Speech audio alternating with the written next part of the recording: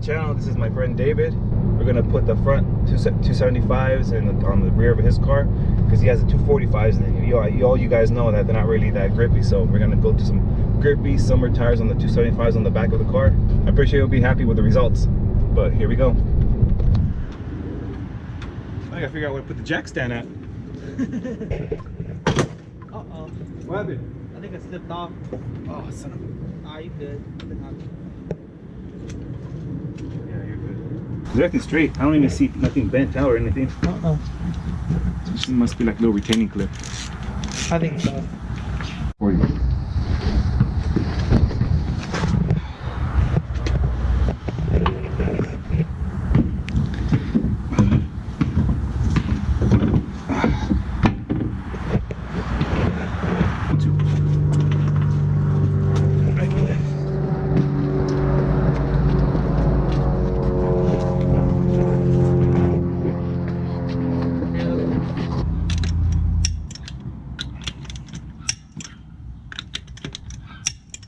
That's it. We just got to do the same thing to the other side and we're done.